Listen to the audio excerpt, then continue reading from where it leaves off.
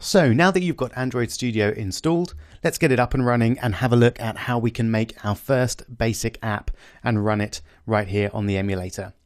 So I'm on my Mac here and I'm going to use Command Space and just type Android Studio there to get it up and running. You of course will need to load it in the usual way if you're on a PC, but everything else works exactly the same. And then in the Android Studio menu, I'm going to click File and New Project. Here we go. So this is the New Project dialog. Most of this we can just leave as the default. I'm going to change the application name to My First Android App. I suggest you do the same, but it really doesn't matter. The company domain is much like a domain name, really. It doesn't have to be one that you own, but it just contains the information about your company, as it were. So we've got an example company here and then my name within that. And you can see that that's important because a package name will be created from that company name. And the package name is a bit like the domain name, but in reverse. So with the com at the end, we have the com at the beginning now, and then the company name example here, then my name, and then the name of the app in a lowercase without any spaces or strange characters. So I'm just going to make that robpercival.com. I'll use that as my company domain, but you can use anything you like. It really doesn't matter at this stage. And then project location is just where on your machine that's saved, and I would leave that as the default. So then I'm going to click Next. And here we've got the options of the different platforms that we can support.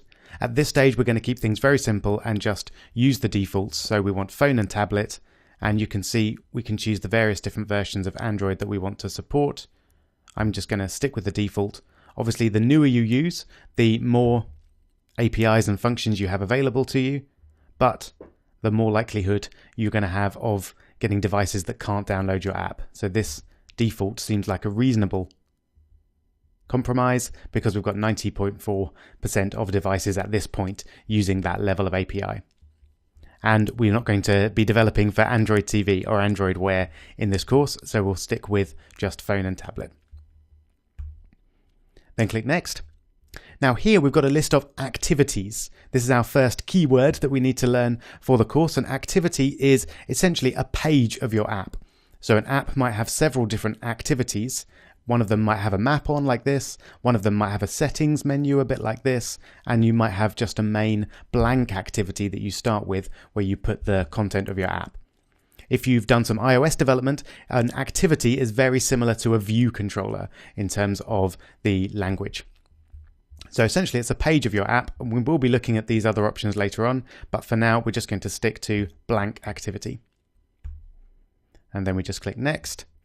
And here we get to customize the names of our activity. So the default is main activity, and I'm going to leave everything as the default here. Really, you only need to customize these if you're going to have several different activities and you want to specify which one the first one is, and then when you bring the other activities in, then you'll know which one you're referring to. But if you're only going to have one activity, as we are at the moment, then just sticking with the default is definitely a good idea. Okay. So that's all the options.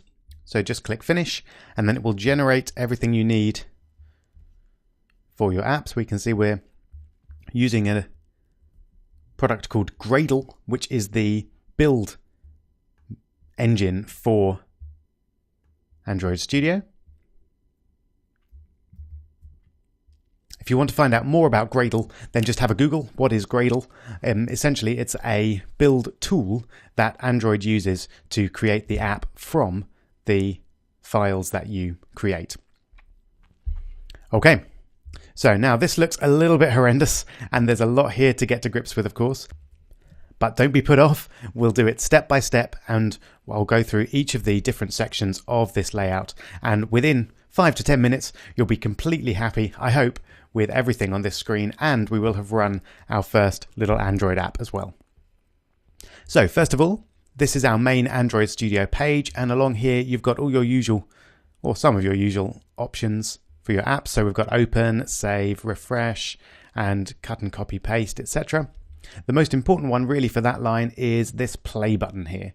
Don't click it quite yet, but that's our Run App button, which will allow us to run the app in the emulator right there on your computer. And then we've got some other icons that we'll look at later on in the course. Then moving down, this line here just tells us what folder we're in within our app. So we're in the app folder, and then the src, which is short for source, so the source code essentially. And then at the moment we're in Android test, the Android test folder, and then we're in the Java folder within that. So it just shows you where you are within the app. And on the left-hand side here of the screen, we've got a list of all of the folders and files in the app. So I'll just very quickly run through those. We've got our main app folder here, and then this top folder gives us a manifests folder. And then within that, we've got Android manifest.xml. If I double click on that, it will appear in the main area here. Essentially, this just stores some information about your app. So that the basic information, we've got the theme, we've got the title, we've got the icon, etc., etc. This is in a language called XML, which you don't need to worry too much about at this stage, but we will be looking at later on. Essentially, all you need to know at this point is that this file contains the core information about the app. Okay. Then we've got this Java folder, which is where our code for the app will exist and be stored. And the main file that we're interested in here is the main activity there. So if I just double click on there, this is the code that gets us up and running, essentially, that runs our app. Now, at this point, don't worry at all about the actual content of this code. We're going to look at that in the next video. But for now, all we need to be aware of is that this main activity file is the one that we're going to be editing most of the time in order to make our app do something. Then we've got our Android test folder. We don't need to worry too much about that at this point. And then we've got our res folder, which is our resources folder. And it's got all the layout guides and images that we might use in our app. The particular bit that we're interested in here is the file that was actually shown at the launch of the app, and that's activity-main.xml, which contains information for this activity about what it actually looks like. And we'll come back to that in a moment. And then we've got some more layout folders there, which we'll look at later on in the course. And finally, we've got some Gradle scripts. So this allows you to run certain scripts every time your app is built. That's quite an advanced feature that we don't need to look at this point, but we will look at later on. Okay, now moving into this kind of central pane, which shows us the information on the thing that we're looking at the moment. So this activity main file. And you can see the most exciting thing is our little screenshot on our Android device there. So this is what our app looks like right now. And down here, we've got various things that we can add to our app just by dragging and dropping. So we've got some layouts, we've got some widgets, and you can recognize some of those, buttons, small buttons, etc. We've got some text fields that we can add, some containers, and a lot more. We'll be looking at all of those later on. Feel free to have a little play around and see what happens when you drag them in to the app. We'll spend a lot more time on layout later on, but you can see that it's trying to decide where to put your object. And then if we just let go, then it puts it in that way. So I'm going to Command Z to just get rid of that. And feel free to just play around a little bit with that as much as you'd like. Now, moving over to here, we've got some default options for the app, so we can change the orientation of our device. There we go, to see how our app would look like in that orientation. We can also change the theme of the app. So we're on just the default app theme here. If I click on there, we've got various different themes. Those words may be familiar to you if you've followed the development of Android over the last few years. Let's just pick another one. So Material Light is quite nice. If we click on that, you can see it just changes the look of everything, and we get our nice menu bar at the top there. Then we can zoom in and out using those buttons there. And if we click the little page button there, that takes us to another XML file, which is the code for producing this layout here. So all the information on this layout is stored in this code. And we can actually switch back and forth between the code and the design just by clicking those tabs at the bottom there. So most of the time we're going to be looking in the design tab in this course, but we will look at text every now and again, and I'll show you just how the screen setup can be created either with the design or with text, depending on which you're most comfortable with. Okay, those other little bits around there we'll look at later on. And on the right here, this might look like a very strange component tree, but it's actually quite straightforward. We've got the device screen is our kind of ultimate layout object. And then within that, we've got a relative layout setup, which helps us create different layouts for different screen sizes and different orientations. And then within our relative layout, we've got our one object, which is our text view. So that's the little hello world that it's created for us by default there. And if we just double click on that hello world, you can see we've got some text. We can change that to whatever we like. I'm going to change it to hi. In fact, I'll call it hi Rob. And you can put your name there. And then we can add an ID for that object as well. And then that will allow us to refer to it in code later on if we want to. So we can hide it or display it or move it around or do whatever we like with it. And I'm just going to put a default ID in there. So I'm going to call it hi Rob. And you can see I've made everything lowercase there apart from the beginning of Rob. And that's our general convention that we'll use for IDs and any kind of variable name, that everything will be lowercase apart from the beginning of each word. So in this case, just the R. And then enter to save that. There we go. And then almost at the end of this now, down here we've got all of the properties of this particular object. So our text view there, and we can change all of these things if we want to change the look and the feel of our app.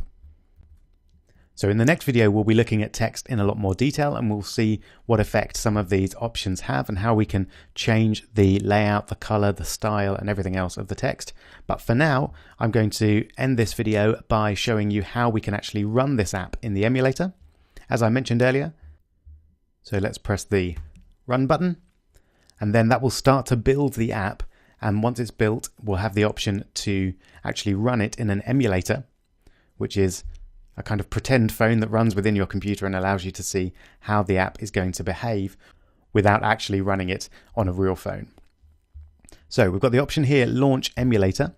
So far, we don't actually have any emulators. You may have some default ones there, but I don't. So I'm going to show you how to create a new one. So we just click on the ... and we want to create a virtual device, which is just another way of saying an emulator, a device that runs in your computer. And then you've got all these options of devices that you can emulate. I'm actually going to choose the Nexus 4 here, just because of the screen resolution works quite nicely on the machine I'm using here. But you can choose any device you like. I recommend choosing the one that fits better on the screen resolution that you're working with. So then we just click next. And here we can choose any version of Android to run on our phone. I would again go for the default. So I'm just going to pick Lollipop there and then click next. And again, we've got some options that we can customize if we like. The name for the Android virtual device, the scale, etc., etc. And I'm going to leave all those options as the default. I'd recommend you do the same. And then we'll click finish. And there we go. That's created the device for us there. So if we close that down, we go back to our running options, and then we can select our device right there.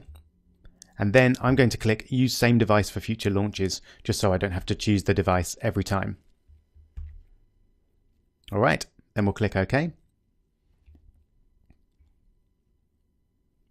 And you can see that we've got a bunch of information about our device. It's being launched, and then it should pop up. There we go.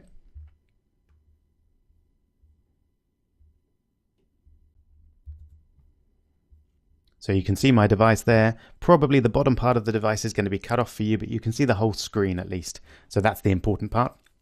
Now I'm just going to speed up the video whilst Android is being started up on this phone so you don't have to watch the whole process.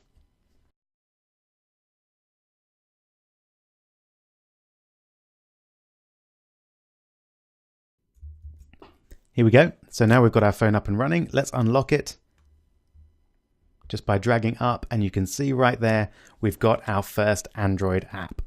So very exciting. We've now built our first app, which is slightly customized from the default, not by much, but a little bit. And a final thing to show you is this log here, which shows you a huge amount of information. It is extremely useful, particularly when you're getting errors, but we'll look at that a little bit later on and see how we can use the log to work out what's wrong with our code and fix it. Okay. So now we've finished our look around the Android Studio. I hope now you feel that you have a fairly good idea how it all fits together and how this rather complicated screen actually functions. And in the next video, as I mentioned, we're going to look at text and how we can add that to our app and then customize our various different chunks of text. I'll see you there.